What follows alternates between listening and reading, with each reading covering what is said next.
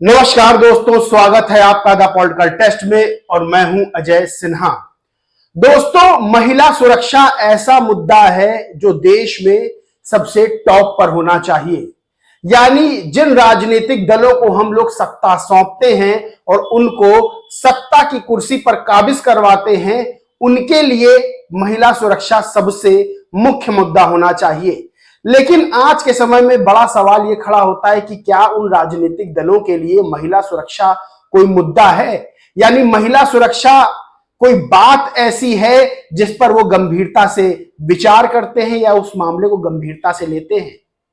दोस्तों, जिस तरह से दिल्ली के मुख्यमंत्री अरविंद केजरीवाल के घर में दिल्ली महिला आयोग की पूर्व अध्यक्षा और राज्यसभा सांसद स्वाति मालीवाल के साथ दुर्व्यवहार किया गया, कथित तौर पर मारपीट की गई और जिसको खुद आम आदमी पार्टी के राज्यसभा सांसद संजय सिंह ने प्रेस कॉन्फ्रेंस कर स्वीकार किया, तो दोस्तों सबसे सुरक्षित जगह माने जाने वाली में से एक मुख्यमंत्री आवास, वहां उन्हीं की राजनीतिक पार्टी की महिला जो बड़े पद पर काबिज है उनके साथ इस तरह की घटना हो जाती है, तब महिला सुरक्षा पर सवाल खड़े हो जाते हैं। ज्यादा शर्मसार क्या करता है? ज्यादा शर्मसार तब राजनीति होती है जब उनके नेता से प्रेस कॉन्फ्रेंस कर पूछा जाता है कि स्वाति मालीवाल वाले मुद्दे पर आपका क्या कहना है, तो माइक खिसका देते हैं अखिलेश यादव की ओर। और शर्मसार करती है राजनीति जब अखिलेश यादव जेब से पर्चा निकालते हैं और कहते हैं कि इससे भी जरूरी मुद्दे हैं। राजनीति और शर्मसार होती है तब जब अखिलेश यादव और अरविंद केजरीवाल माइक खिसका देते हैं संजय सिंह की ओर और संजय सिंह दूसरे मुद्दों पर बात करने लगते हैं, ना कि स्वाति मालीवाल के मुद्दे पर। दोस्तों, राजनीति को क्या नेता शर्मसार कर रहे हैं? क्या महिला सुरक्षा का मुद्दा उनके लिए गौण साबित हो रहा है? क्या महिला सुरक्षा का मुद्दा उनके लिए बिल्कुल किनारे हो गया है? क्या देश की आधी आबादी जो अपनी सुरक्षा का जिम्मा सरकारों को, इन राजनीतिक दलों को सौंपती है, क्या उनके लिए महिला सुरक्षा कोई मुद्दा नहीं है? क्या आधी आबादी की सुरक्षा कोई मुद्दा नहीं है? यह बड़ा सवाल खड़ा होता है। दोस्तों, स्वाति मालीवाल ने खुद ट्वीट करके गंभीर आरोप लगा दिए हैं। पुलिस पूरे मामले की जांच कर रही है।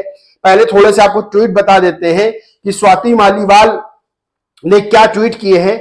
उन्होंने लिखा कि मेरे साथ जो हुआ वो बहुत बुरा था। मेरे साथ हुई घटना जब मैंने पुलिस को अपना स्टेटमेंट दिया, मुझे आशा है कि उचित कार्रवाई होगी। पिछले दिन मेरे लिए बहुत कठिन रहे। जिन लोगों ने प्रार्थना की उनका धन्यवाद करती हूं। जिन लोगों ने कैरेक्टर असैसिनेशन करने की कोशिश की, ये बोला कि दूसरी पार्टी के इशारे पर कर रही है, भगवान उन्हें भी खुश रखे। देश में अहम चुनाव चल रहा है। स्वाति मालीवाल जरूरी नहीं, देश के मुद्दे जरूरी हैं। बीजेपी वालों से खास गुजारिश है, इस घटना पर राजनीति ना करें। वहीं स्वाति मालीवाल ने जहां आम आदमी पार्टी पर आरोप लगाए, उनको आईना दिखाया, वहीं बीजेपी को भी आईना दिखाया और साथ ही स्वाति मालीवाल ने गंभीर आरोप और लगाया और स्वाति मालीवाल ने कहा कि मुझे सूचना मिली कि अब ये लोग घर के सीसीटीवी से छेड़छाड़ करवा रहे हैं, क्योंकि एक वीडियो सामने आया। उसके बाद से जो आम आदमी पार्टी के हैं लोग हैं वो कई तरह के ट्वीट्स कर रहे हैं और बाकायदा जो है स्वाति मालीवाल पर गंभीर आरोप लगाए जा रहे हैं। लेकिन एक महिला के साथ अगर इस तरह की घटना होती है तो उसके खिलाफ क्या इस तरह की बयानबाजी करनी चाहिए? ये जो है बड़ा सवाल दोस्तों खड़ा होता है। वहीं अगर बात करें भारतीय जनता पार्टी की, तो भारतीय जनता पार्टी स्वाति मालीवाल के मामले पर खुलकर जो है आगे जो है चल रही है और खूब आरोप आम आदमी पार्टी पर लगा रही है। लेकिन इसी भारतीय जनता पार्टी की सरकार के एक सांसद पर महिला पहलवानों के उत्पीड़न का भी आरोप लगा। दोस्तों, सबसे बड़ा सवाल यही खड़ा होता है कि क्या महिला सुरक्षा इन राजनीतिक दलों के लिए जरूरी मुद्दा है? केपी मलिक वरिष्ठ पत्रकार हैं। केपी मलिक वो लिखते हैं कि केपी मलिक ट्वीट करते हैं कि राजनीति का दोहरा चरित्र। राज्यसभा सांसद सुश्री स्वाति मालीवाल के साथ सीएम केजरीवाल के बंगले पर अभद्रता दुर्भाग्यपूर्ण है। जो व्यक्ति नेता और पार्टी महिलाओं को सम्मान न करे उसका बहिष्कार करना चाहिए। लेकिन चुनावी माहौल में राजनीतिक रोटियां सेकने के लिए पूरी भाजपा स्वाति मालीवाल को न्याय दिलाने निकल गई। क्या तब इनके मुंह में दही जम गई थी जब देश की आन बान शान महिला खिलाड़ी बेटियां जंतर मंतर पर भाजपा सांसद के खिलाफ यौन उत्पीड़न के खिलाफ धरना प्रदर्शन करके न्याय मांग रही थी, लेकिन आज इनका दर्द सुनने लायक है। इसी को कहते हैं दोहरे चरित्र की सियासत। दोस्तों, बीजेपी हो, चाहे वो आम आदमी पार्टी हो या फिर इंडिया अलायंस के और बाकी दल हो, जो स्वाति मालीवाल वाले मुद्दे पर एकदम मुंह पर चेन लगाए बैठे हैं, चुप्पी साधे बैठे हैं, यानी मुंह से कुछ निकल नहीं रहा है। वहीं दूसरी ओर बीएसपी सुप्रीमो मायावती भारतीय राजनीति की एक ऐसी नेता है जो महिलाओं का दर्द समझती हैं, और उन्होंने ट्वीट किया और उन्होंने ये बात कही कि इस मामले की जांच होनी चाहिए, इस मामले में राज्यसभा के सभापति को भी जो है कार्रवाई करनी चाहिए, क्योंकि स्वाति मालीवाल राज्यसभा की सदस्य है, सांसद है। बीएसपी सुप्रीमो मायावती ने साफ तौर पर स्वाति मालीवाल का मुद्दा उठाकर जहां जांच की मांग की, उचित कार्रवाई की मांग की, वहीं आम आदमी पार्टी समेत अन्य दलों को आईना दिखाया है।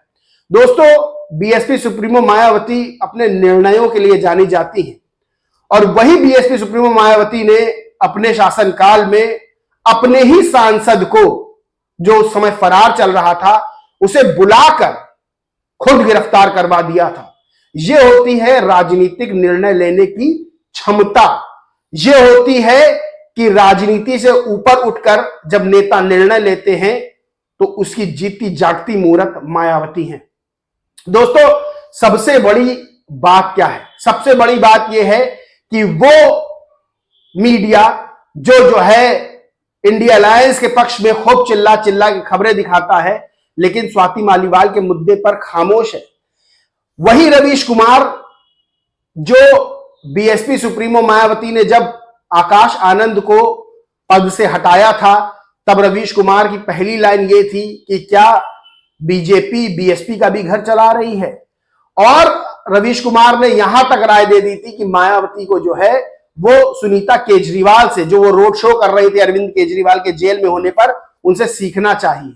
तो दोस्तों, बड़ा सवाल यही खड़ा होता है कि बीएसपी सुप्रीमो मायावती को क्या सुनीता केजरीवाल से सीखना चाहिए, जिनके घर में मुख्यमंत्री आवास में एक महिला को प्रताड़ित किया गया, मारा पीटा गया? क्या उनसे सीखना चाहिए, या फिर बीएसपी सुप्रीमो से बाकी देश के अन्य नेताओं को सीखना चाहिए कि राजनीति से ऊपर निर्णय लेने की क्षमता जो बीएसपी सुप्रीमो मायावती में है वो अन्य किसी में नहीं। दोस्तों, बीएसपी सुप्रीमो मायावती अपने निर्णय लेने के लिए ही जानी जाती है, चाहे वो उनकी पार्टी से संबंधित हो, चाहे वो महिला सुरक्षा से संबंधित हो, चाहे वो किसी के उत्पीड़न से संबंधित हो। बीएसपी सुप्रीमो मायावती ने अपने राजनीतिक इतिहास में, अपने राजनीतिक करियर में हमेशा जनता के लिए निर्णय लिए हैं, और भारतीय राजनेताओं को बीएसपी सुप्रीमो मायावती से सीखना चाहिए कि बिना राजनीतिक लोभ के वो निर्णय कैसे लेती हैं। वहीं रवीश कुमार जैसे खुद को बड़े पत्रकार कहने वाले, वो बीएसपी सुप्रीमो मायावती के संघर्षों को भुला के, उनके निर्णयों को भुला के कहते हैं कि सुनीता केजरीवाल से उनको सीखना चाहिए। दोस्तों, यही है भारतीय राजनीति के नेताओं का और कथित पत्रकारों का चरित्र, जो अपना चाल चरित्र चेहरा इस तरह से दिखाते हैं। दोस्तों, इस पूरे मामले पर आपका क्या कहना है, क्या मानना है, कमेंट करके जरूर बताएं। वीडियो अच्छा लगा हो तो लाइक करें, ग्रुप शेयर करें, और चैनल को सब्सक्राइब नहीं किया है तो सब्सक्राइब करके बेल आइकन जरूर दबा लें। जय हिंद, जय भारत।